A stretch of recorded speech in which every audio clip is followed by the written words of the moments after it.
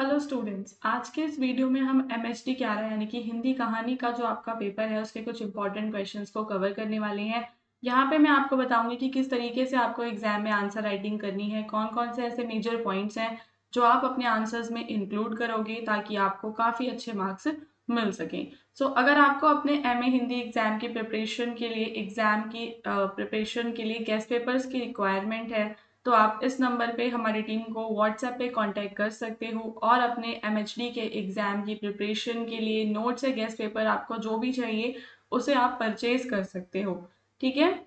Now question number 1 पे चलेंगे। यही सच है कहानी की जो पात्र है दीपा, उसके चरित्र का आपको चित्रण करना है। मेजरली यहाँ पे हमें जो कहानी है आपकी, उसके अंदर पात्र का नाम क्या है आपके? दीपा। तो ये जो दीपा है इसके चरित्र की जो विभिन्न विशेषताएं हैं वो क्या क्या हैं उनके बारे में हमें लिखना पड़ेगा। तो कहानी है मन्नू भंडारी की और यही सच है कि नायिका दीपा एक आधुनिक, शिक्षित, आत्मनिर्भर और स्वतंत्र विचारों वाली युवती है। वह पारंपरिक भारतीय नारी से अलग अपनी सोच और निर्णयों के आधार पर जीवन जीना चाहती है। तो यहाँ पे हम पहली चीज क्या समझते हैं कि वो एक पारंपरिक जो भारतीय नारी होती है, ठीक है ना, उससे बिल्कुल ही क्या है, अलग है। और वो क्या है दोस्तों, स्वतंत्रता प्रेमी है, यानी कि वो स्वतंत्रता से भरा हुआ जीवन जीना चाहती है। और दूसरी चीज हमें देखने के लिए मिलती है कि वह आत्मनिर्भर भी है।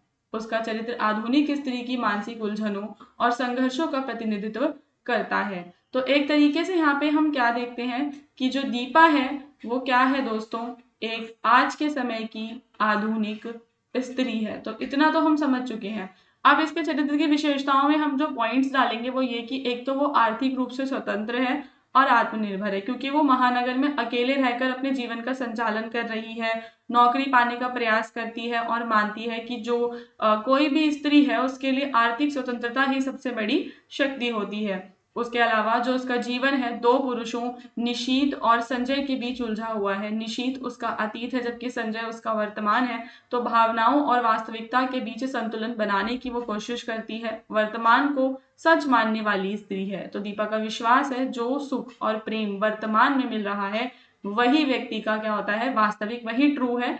बाकी जो परिस्थितियां हैं उनके अनुसार वो अपने विचार और अपने निर्णय को बदलती है। यह उसकी आधुनिक और व्यवहारिक सोच को दर्शाता है। निर्णय लेने में असमर्थ है वो। तो दीपा अपने दोनों प्रेम संबंधों के कारण मानसिक रूप से उलझी है। वह निश्चित नहीं कर पाती कि क्या सच्चा सच्चा प्रेम कौन है। यह उसके संवेदनशील और भावुक व्यक्तित्व को प्रकट करता है। और नई सदी की स्वतंत्र स्त्री है, यानी किसी पुरुष की अधीनता वो स्वीकार नहीं करती, अपने शर्तों पर जीवन जीना चाहती है, समाज की पारंपरिक मान्यताओं में बंद कर नहीं रहना चाहती।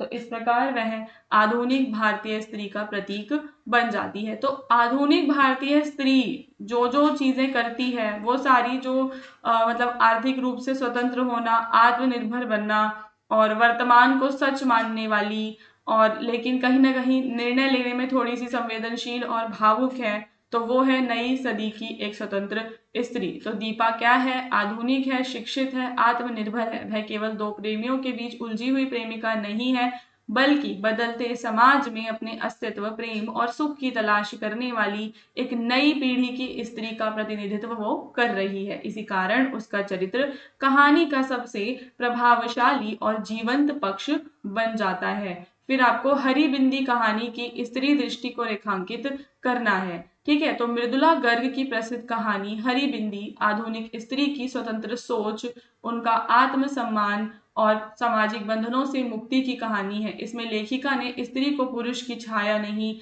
बल्कि एक स्वतंत्र और संपूर्ण व्यक्ति के रूप में प्रस्तुत किया है। तो यहाँ पे ये लाइन इंपॉर्टेंट है कि जो हमारी लेखिका है उन्होंने यहाँ पर स्त्री को एक स्वतंत्र और संपूर्ण व्यक्ति दिखाया है ना, ठीक है, एक संपूर्ण व्यक्ति के रूप में चित्रित किया है, न कि किसी पुरुष की छाया के रूप में। ठीक है। तो ये हम देखते हैं कि स्त्री दृष्टि के कुछ प्रमुख आयाम जो आपको इस कहानी में देखने के लिए मिलते हैं कि कहानी की नायिका पति की अनुपस्थिति में मिले एक दिन को अपनी स्वतंत्रता के रूप में जीती है। वह अपनी इच्छा से दिन बिताती है और समाज द्वारा बनाए गए नियमों से मुक्त होकर आत्मिक सुख का अनुभव करती है। ठीक है, तो इसमें हमें स्वायत्ता और आत्म पहचान की खोज देखने के लिए मिलती है। पारंपरिक सौंदर्य बोध का विरोध, तो नायिका नीले कुर्ते पर हरी बिंदी लगाती है। यह पारंपरिक मान्यताओं और पुरुषों द्वारा तय किए गए सौंदर्य बोध का विरोध है, यानी कि वो अपनी पसंद को महत्व देती है। नायिका नकली बाली पहनती है। यह समाज में आभूषणों को जो प्रतिष्ठा, आर्थिक स्थिति का प्रदर्शन का माध्यम मानने वाली सोच के विरुद्ध उसका एक मौन विद्रोह है। क्योंकि ऐसा होता है कि समाज में हम देखते हैं कि जो आभूषण है वो आपको नकली नहीं पहनने। ठीक है, उसमें ऐसा होता है कि जो फीमेल्स नकली आभूषण पहनती हैं तो कहा जाता है कि ये तो उनकी प्रतिष्ठा के खिलाफ है ना। तो ये दिखावे का जो ये चीजें वो कर रही है, वो अपना एक मौन विद्रोह कर रही है।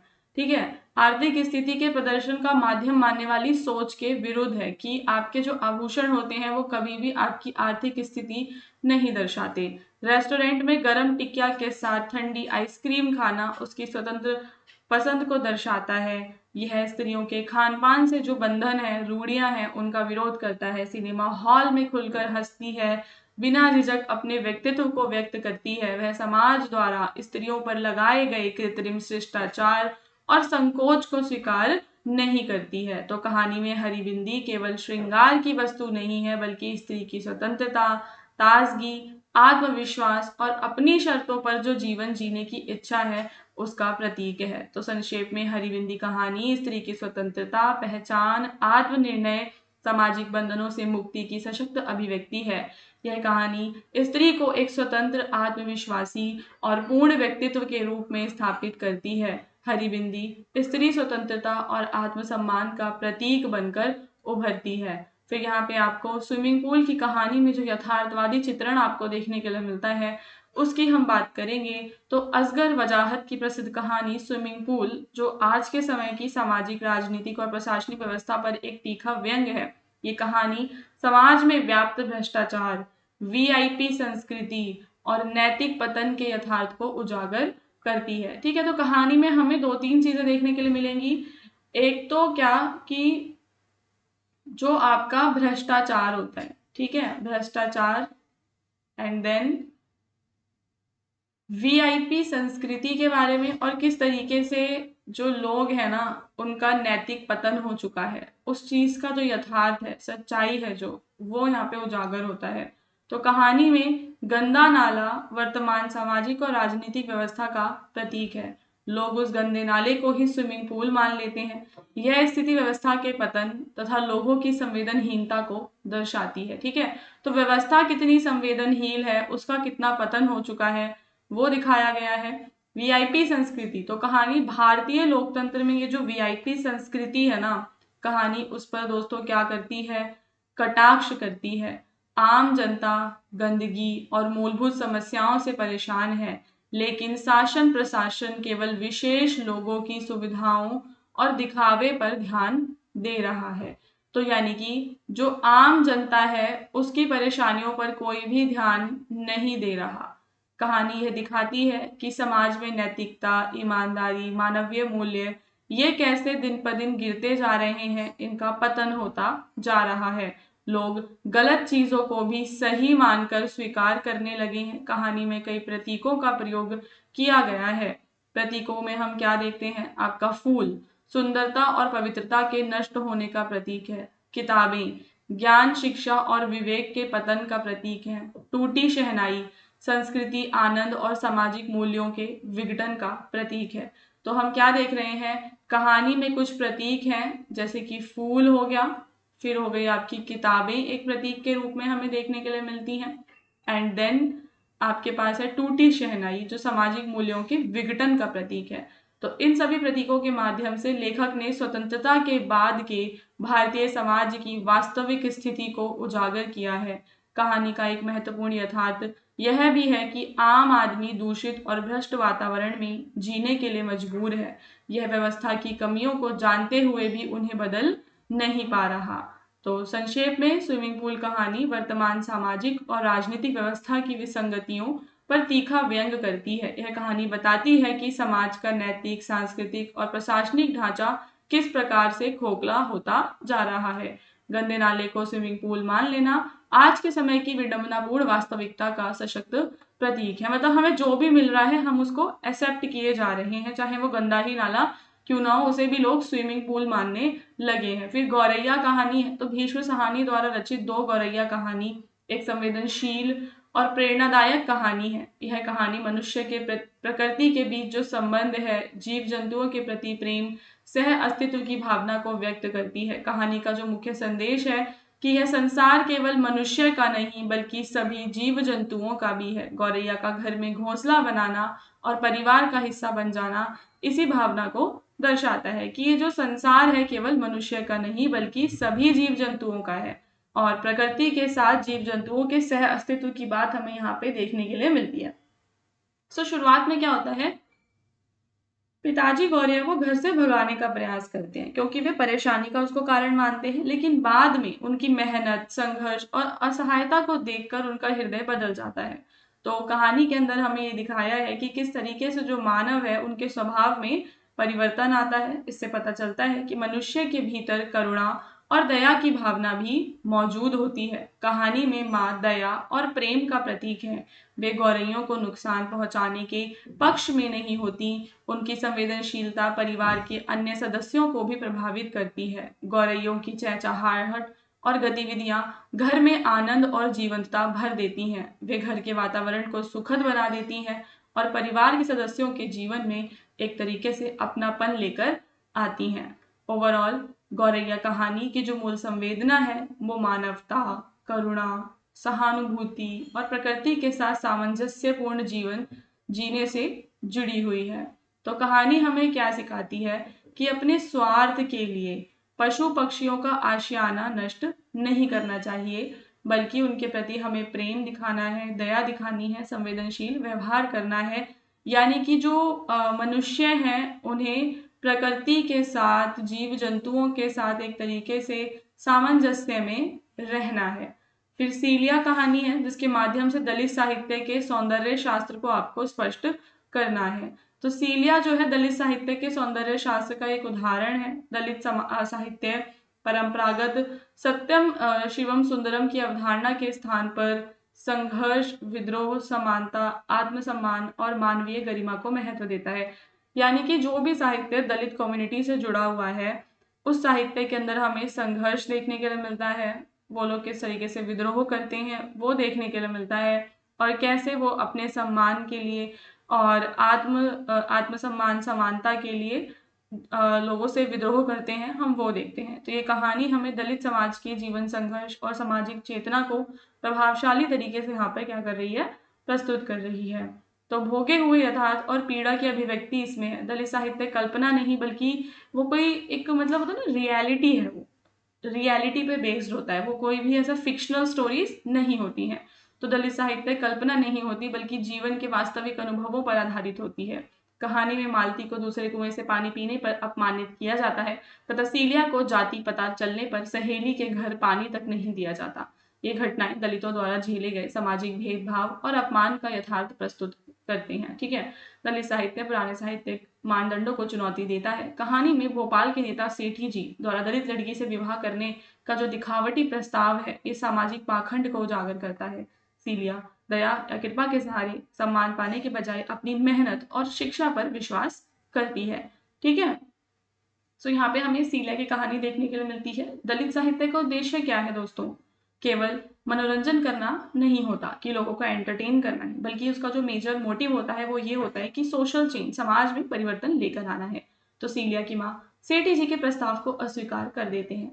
यह निर्णय आत्मसम्मान दिखाता है उनका, उनकी सामाजिक चेतना को दर्शाता है और अन्याय के जो विरुद्ध विद्रोह है ये उसका प्रतीक है। कहानी में सीलिया अपने सम्मान को सर्वोपरि मानती है, वह किसी की सहानुभूति या दया नहीं चाहती। ठीक है, तो वो क्या करती है, अपने सम्मान को सर्वोपरि मानती है। वो किसी की सहानुभूति या दया तो नहीं चाहती बल्कि वो अपने परिश्रम, अपनी मेहनत और अपनी जो योग्यता है उसके बल पर आगे बढ़ना चाहती है।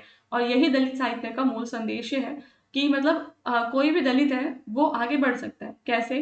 अगर वो परिश्रम करेगा, अपनी योग्यता के बल पर वो आगे जाएगा और अपने सम्मान को उसे सर्वोपरि सबसे ऊपर मानना पड़ेगा। सीलिया जो कि एक मेधावी छात्रा है, खेलों में प्रतिभाशाली लड़की है। वह शिक्षा को अपनी उन्नति का साधन बनाती है। शिक्षा और आत्मनिर्भरता दलित साहित्य के सकारात्मक एवं प्रगतिशील सौंदर्य को दर्शाते हैं। दलित साहित्य मनुष्य को उसकी जाति से नहीं बल्कि उसके गुणों और व्यक्तित्व से पहचानने की बात करता है। कहानी में समानता, मानवता, सम्मान, इन सारे मूल्यों को महत्व दिया गया है। तो संक्षेप में कहें तो सीलिया कहानी दलित साहित्य के सौंदर्य शास्त्र को प्रभावी रूप से प्रस्तुत करती है। ये बताती है कि दलित साहित्य का सौंदर्य दया और करुणा में नहीं है बल्कि संघर्ष, आत्मसम्मान, अन्याय के विरुद्ध विद्रोह, इस सब में है। तो सीलिया का चरित्र जो है दलित चेतना, स्वाभिमान, आत्मनिर्भरता का प्रेरणादायक प्रतीक है। फिर आप बताएंगे कमलेश्वर की प्रसिद्ध कहानी राजा निर्बंसिया। ठीक है, इसके बारे में हम बात करेंगे। तो ये भी नई कहानी आंदोलन की एक महत्वपूर्ण रचना रही। इसमें लोक कथा, आधुनिक यथार्थ, ये सब देखा जाता है। कहानी मध्यवर्गीय जीवन की आर्थिक कठिनाइयों, सामाजिक रूढ़ियों, पुरुष अहम और मानवीय संबंधों की त्रासदी का एक मार्मिक रूप से चित्रण करती है। कहानी की मूल संवेदना क्या है? इसमें हमें बेबसी देखने के लिए मिलती है। कहानी की मुख्य संवेदना है आर्थिक अभाव। ठीक है ना, जब पैसे नहीं होते हैं ना तो उसको कहा जाता है, जब पैसे नहीं होते, नौकरी नहीं होती, आर्थिक अभाव होता है, जब व्यक्ति विवश हो जाता है। ठीक है, तो व्यक्ति की जो विवशता है वो हम यहाँ पे देखते हैं। जगपति के घायल होने के बाद उसके इलाज और घर के खर्च के लिए चंदा को कर्ज लेना पड़ता है।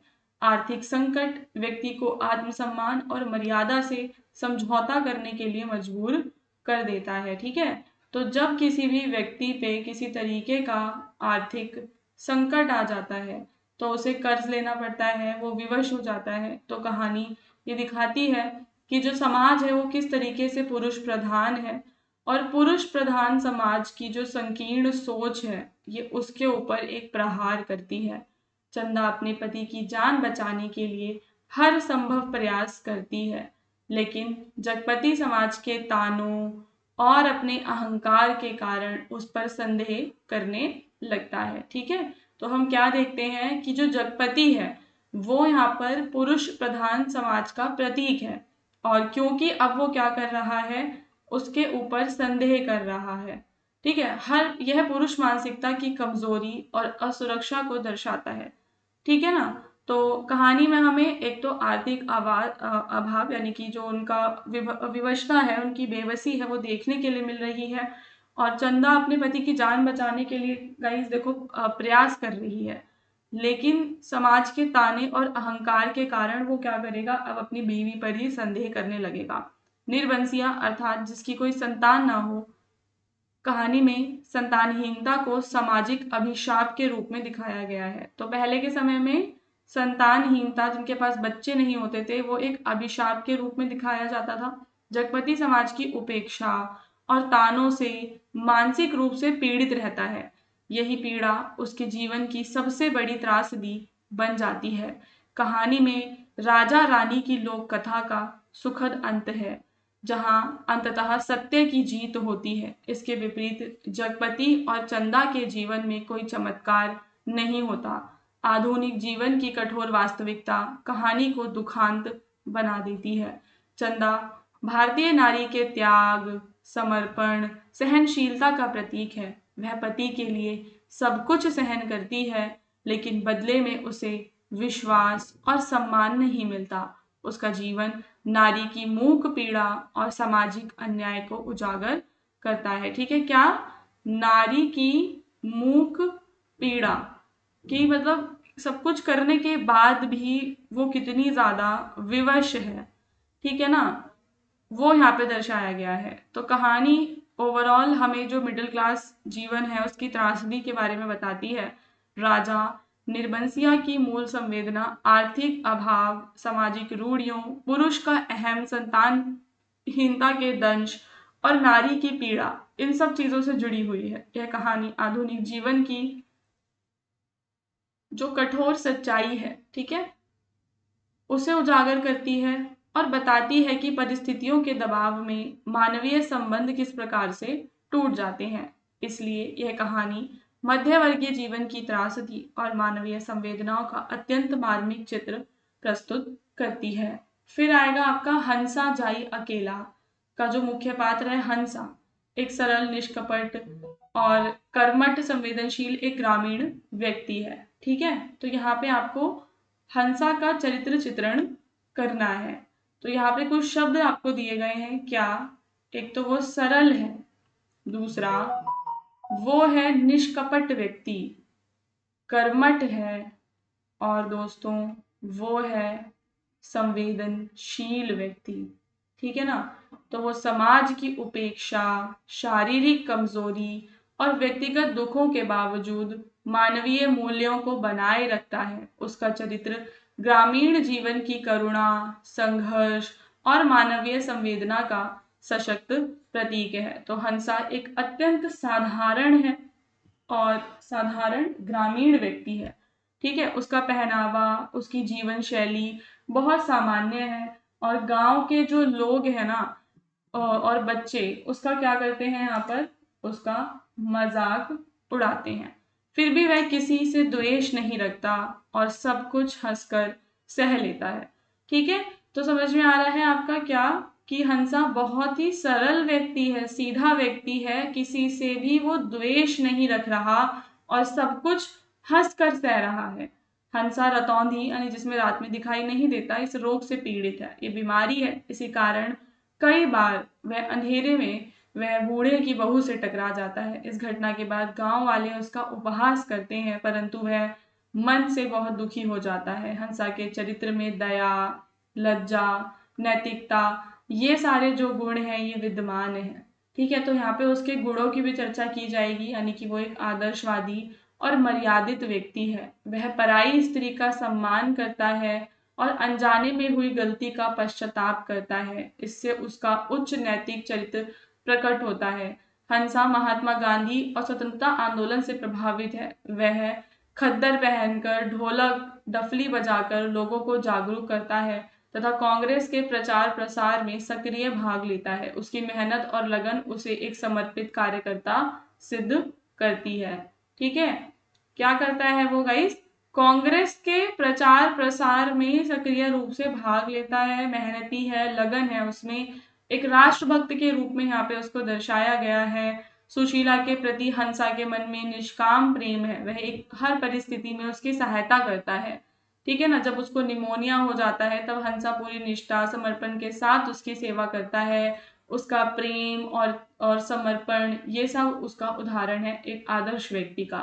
सुशीला की मृत्यु उसको झकझोर देती है, वह इस आघात को सहन नहीं कर पाता, मानसिक रूप से टूट जाता है। तो उसकी संवेदनशीलता और प्रेम की गहराई यहाँ स्पष्ट दिखाई देती है। सुशीला के वियोग के बाद हंसा का मानसिक संतुलन अब हम देखते हैं कि बिगड़ चुका है। वह अकेलेपन और दुख से भरकर गांव गांव भटकता है। बार बार हंसा जाई अकेला, ए धैया ना रही गाता है। वह उसके जीवन की करुण त्रासदी को व्यक्त करता है। ठीक है ना, तो एक सरल ईमानदार व्यक्ति है, संवेदनशील है, समाज की उपेक्षा और कमजोरी, प्रेम वियोग, इस सबको सहते हुए वो मानवीय मूल्यों का पालन कर रहा है। तो उसका चरित्र ग्रामीण जीवन की करुणा, संघर्ष और मानवीय संवेदनाओं को दर्शाता है। फिर आपका बिरादरी कहानी आ जाता है, जो कि आधुनिक हिंदी कहानी की एक महत्वपूर्ण और यथार्थवादी रचना है। यह कहानी हमें सांप्रदायिकता, सामाजिक पूर्वाग्रह, भीड़ मानसिकता और मानवीय जो मूल्य है ना, उन सारे संकटों को उजागर करती है। ठीक है ना, सांप्रदायिकता क्या होता है कि भाई धर्म के आधार पे लोग लड़ रहे हैं, समाज में चीजें जो खराब हैं उस सब के बारे में है। तो कहानी एक कथानक ऐसी घटना पर आधारित है जिसमें एक मुस्लिम लड़के को चोरी के आरोप में भीड़ द्वारा पीटा जा रहा होता है। कथावाचक मानवीय संवेदना के आधार पर उसे बचाने का प्रयास करता है, लेकिन जब लोगों को पता चलता है कि कथावाचक भी उसी धर्म का है तो घटना और ज्यादा जो है सांप्रदायिक हो जाती है। इस प्रकार कहानी का जो मुख्य विषय है वो मानवता और सांप्रदायिकता के संघर्ष को प्रस्तुत करना है। कहानी दिखाती है कि समाज में जो लोग हैं अब उनकी जो सोच है वो कितनी संकीर्ण हो गई है। वे किसी के कार्य से अधिक उसके जाति और धर्म को महत्व देते हैं। लेखक यह संदेश देता है कि इंसान की पहचान उसके धर्म या जाति से नहीं बल्कि उसके मानवीय गुणों से होनी चाहिए। कहानी में भीड़ बिना सोचे समझे निर्णय लेती है। यह अफवाहों और पूर्वाग्रहों से प्रभावित होकर विवेकहीन तौर पे व्यवहार करना। ठीक है, ये हो गया। तो कथावाचक संवेदनशील, उदार और एक धर्मनिरपेक्ष व्यक्ति है, वह मानवता को ऊपर रखता है। वे पात्र ये पात्र समाज की सांप्रदायिक और रूढ़िवादी मानसिकता का प्रतिनिधित्व करते हैं और हर घटना को धर्म के चश्मे से देखते हैं। मुस्लिम लड़का समाज के उस शोषित वर्ग का प्रतीक है जो परिस्थितियों और सामाजिक अन्याय का शिकार बन जाता है। तो कहानी की भाषा सरल, सहज, प्रभावशाली है। लेखक की बोलचाल की भाषा है जिसमें जो घटनाएं हैं वो जीवंत लगती हैं और वास्तविक लगती हैं। व्यंग और यथार्थ का सुंदर समन्वय कहानी को प्रभावशील बनाता है। तो बिरादरी शीर्षक अत्यंत सार्थक है क्योंकि इसका मतलब होता है भाईचारा, समुदाय, और कहानी में यह शब्द यहाँ पे व्यंग्यात्मक अर्थ ग्रहण कर रहा है। समाज व्यक्ति की मानवता नहीं बल्कि उसके धार्मिक बिरादरी को महत्व देता है, ये कहानी का मेजर संदेश है। ठीक है ना, कि मतलब उस व्यक्ति का जो धर्म है उसको ज्यादा इंपॉर्टेंस दे रहा है समाज। फिर आपका मुक्तिबोध की कहानी है क्लॉड ईथरली। क्लॉड ईथरली हिंदी साहित्य में एक फैंटेसी शिल्प का उत्कृष्ट उदाहरण है। ये कहानी में लेखक ने कल्पना, ठीक है ना, अब देखना ये कल्पना वाली है, स्वप्न, प्रतीक, यथार्थ का समन्वय करके आधुनिक सभ्यता, युद्ध, नैतिक संकट, मानव की अंतरात्मा, ये सब अभिव्यक्त किया है। यहाँ फैंटेसी केवल कल्पना नहीं है बल्कि गहरे सामाजिक मनोविज्ञान सत्य को व्यक्त करने का माध्यम बनती है। तो कहानी में स्वप्न और वास्तविकता का अद्भुत मेल दिखाई देता है। ठीक है, किस किस का? एक तो स्वप्न का और दूसरा वास्तविकता का। इन दोनों का हमें एक जो है अद्भुत मेल दिखाई देता है। लेखक एक ऊंचे मकान में पहुंचना और पंखे से लटकती हुई क्लॉड ईथरली की लाश को देखना पूरी तरह फैंटेसी का वातावरण निर्मित करते हैं। इसके माध्यम से लेखक अवचेतन मन की गहराइयों तक पहुंचता है। कहानी में क्लॉड ईथरली एक व्यक्ति नहीं है बल्कि एक जागृत अंतरात्मा और नैतिक चेतना का प्रतीक है। हिरोशिमा पर जो परमाणु बम गिराने से जुड़े अपराध बोध और पश्चाताप को लेकर लेखक ने फैंटेसी के माध्यम से यहाँ पे प्रस्तुत किया है। कहानी में पागलखाना आधुनिक पूंजीवादी समाज का प्रतीक है। तो लेखक संदेश देता है कि संवेदनशील और विद्रोही विचारों को समाज अक्सर पागलपन मानकर दबा देता है। यह फैंटेसी आधुनिक सभ्यता की विसंगतियों को उजागर करती है। फैंटेसी के माध्यम से लेखक मानव मन के अपराध बोध, भय, तनाव और आत्मसंघर्ष को चित्रित करता है। यह शिल्प फ्रायड के मनोविश्लेषण तथा मार्क्सवादी चिंतन से प्रभावित दिखाई देता है। कहानी की फैंटेसी युद्ध, हिंसा, पूंजीवादी व्यवस्था, इस सब पर प्रश्न लगाती है। कहानी में लेखक जासूस और क्लॉड ईथरली के बीच होने वाले संवाद विचारों के संघर्ष को सामने लाते हैं। ठीक है, तो संक्षेप में आपका क्या आ जाएगा कि क्लॉड ईथरली जो है उसमें मुक्तिबोध ने फैंटेसी शिल्प का प्रयोग किया है समाज के यथार्थ को दिखाने के लिए और आधुनिक समाज की आलोचना करने के लिए। फिर आपको डिप्टी कलेक्टर के बारे में बात करना है जो कि एक निम्न मध्यवर्गीय परिवार के सपनों, संघर्षों और मोहभंग की एक मार्मिक कहानी है। इसमें एक पिता के अपने बेटे को डिप्टी कलेक्टर बनाने की आकांक्षा तथा उससे जुड़ी सामाजिक और आर्थिक समस्याओं का चित्रण किया गया है। ठीक है, तो यहाँ पे हम क्या देखते हैं कि ये कहानी अमरकांत की है और डिप्टी कलेक्टर ही इसका नाम है।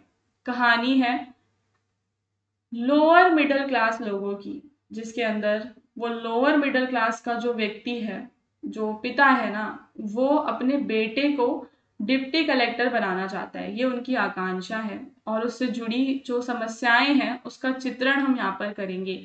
तो कहानी का जो मुख्य पात्र है वो है शकलदीप बाबू। अपने बेटे नारायण को डिप्टी कलेक्टर बनाना चाहता है। उसके लिए वो चाहते हैं कि उनके बेटे को सरकारी नौकरी में सम्मान, प्रतिष्ठा, आर्थिक सुरक्षा मिले। यह उस समय के मध्यवर्गीय समाज की सामान्य आकांक्षा को दर्शाता है। तो यहाँ पे लिखा हुआ है कि उस समय के समाज की, लेकिन हम देखते हैं कि आज के समय के समाज की भी यही आकांक्षा रहती है। हर एक जो मिडिल क्लास मध्यवर्गीय व्यक्ति है उसकी ये सामान्य आकांक्षा होती है कि उनके जो बेटे हैं उन्हें सरकारी नौकरी, सम्मान, प्रतिष्ठा, आर्थिक सुरक्षा ये सब मिले। तो शकलदीप बाबू भी अपने बेटे की सफलता के लिए हर संभव त्याग करते हैं। वे अपनी सीमित आय के बावजूद नारायण की पढ़ाई, प्रतियोगी परीक्षाओं की तैयारी में कोई कमी नहीं रहने देते। यह एक पिता के प्रेम, उनके त्याग और समर्पण की गहरी संवेदना को व्यक्त करता है। तो हम देखते हैं कि मिडिल क्लास होने के बावजूद भी उनके नारायण के जो पिता हैं उनकी जो आय है वो सीमित है। ठीक है, बट स्टिल वो क्या करते हैं, कि नारायण की पढ़ाई में, उसकी प्रतियोगी परीक्षा की तैयारी में किसी भी तरीके की कोई जो कमी है वो नहीं रहने देते हैं। नारायण बार बार प्रतियोगी परीक्षाएं देता है, लेकिन उसे कभी भी सफलता नहीं मिलती। परिवार को फॉर्म भरने और पढ़ाई के खर्च के लिए संघर्ष करना पड़ता है। इससे शिक्षित युवाओं की बेरोजगारी और उससे उत्पन्न जो निराशा का यथार्थ हमें सामने देखने के लिए मिलता है कि वो युवा जो शिक्षित हैं पर फिर भी वो नौकरी नहीं कर पा रहे, ठीक है, उन्हें नौकरी नहीं मिल पा रही है। तो जो निराशा है कहानी के अंदर, उनकी निराशा का यथार्थ चित्रण हम देखते हैं। कहानी का सबसे मार्मिक जो पक्ष है वो क्या है, अब मोहभंग। शकलदीप बाबू ने अपने बेटे के भविष्य को लेकर जो सुनहरे सपने देखे थे वे पूरे नहीं हो पाते। नारायण की असफलता उनके सपनों और आशाओं को तोड़ देती है। कहानी उस समाज का चित्र प्रस्तुत करती है जहां लोग सरकारी नौकरी को ही जीवन की सबसे बड़ी उपलब्धि मानते हैं। यह व्यवस्था की सीमाओं और अवसरों की कमी को भी उजागर करती है कि यहाँ पे जो हमारी व्यवस्था है ना, उसकी कुछ दोस्तों सीमाएं हैं, ठीक है, वो अनलिमिटेड नहीं है चीजें। साथ ही साथ अवसरों की भी लोगों के पास कमी है, जिस वजह से ये कहानी में यथार्थता को दर्शाया गया है। ओवरऑल डिप्टी कलेक्टरी की मूल संवेदना मध्य वर्गीय परिवार की आकांक्षाओं, पिता के त्याग, बेरोजगारी की पीड़ा, अंततः मोहभंग से जुड़ी हुई है। यह कहानी केवल शकलदीप बाबू और नारायण की कथा नहीं, बल्कि उस पूरे भारतीय मध्य वर्ग की व्यथा कथा है जो बेहतर भविष्य के सपने देखते हुए संघर्ष और निराशा का सामना कर रहे हैं। फिर आपका ड्राइंग रूम की कहानी आ जाती है, जिसमें की जो नायिका है वो आयरिन ठाकुर अपने परिवार के पालन पोषण के लिए नौकरी की तलाश में है, ठीक है। और फिर वो मिलती हैं समाचार पत्र के प्रधान संपादक से, दयानंद से, ठीक है। दयानंद को प्रभावित करने के उद्देश्य से आयरिन अपने घर के ड्राइंग रूम को अत्यंत आकर्षक, आधुनिक संपन्नता का प्रतीक बनाकर प्रस्तुत करती हैं। वे अपनी आर्थिक स्थिति को छिपाती हैं और स्वयं को अपर मिडिल क्लास और संपन्न दिखाने का प्रयास करती हैं। साथ ही क्लब की सदस्यता और उच्च सामाजिक स्तर का प्रदर्शन करती हैं। जब दयानंद उनके शानदार ड्राइंग रूम को देखकर कहते हैं यह नौकरी तुम्हारी हैसियत से बहुत छोटी है, तब आयरिन को अपनी वास्तविक स्थिति बताने के लिए मजबूर होना पड़ता है। वह अपने घर के अंदर वाले कमरे में ले जाती है जहाँ पे गरीबी, अभाव, अव्यवस्था का वास्तविक दृश्य दिखता है। तो आयरिन बताती है कि उसकी चमक दमक केवल एक दिखावा है, वास्तव में उसका परिवार आर्थिक संकट से जूझ रहा है। उसे जीविका के लिए नौकरी की अत्यंत आवश्यकता है। उसकी मजबूरी और संघर्ष देखकर उसकी वास्तविक स्थिति यहाँ पर स्पष्ट हो जाती है। तो कहानी हमें संदेश देती है कि सामाजिक दिखावे और वास्तविक जीवन में कितना अंतर होता है। आर्थिक अभावों से जूझते परिवार की पीड़ा को प्रस्तुत किया गया है। महिलाओं के अस्तित्व और आत्मनिर्भरता का जो संघर्ष है वो इसमें दिखाया गया है। तो संक्षेप में ड्राइंग रूम एक ऐसी कहानी है जो समाज के बाहरी दिखावे और भीतर छिपी हुई वास्तविकता के अंतर को प्रस्तुत करती है। आयरिन ठाकुर का चरित्र संघर्ष, सम्मान, जीविका की तलाश में लगी आधुनिक स्त्री का प्रतिनिधित्व करता है।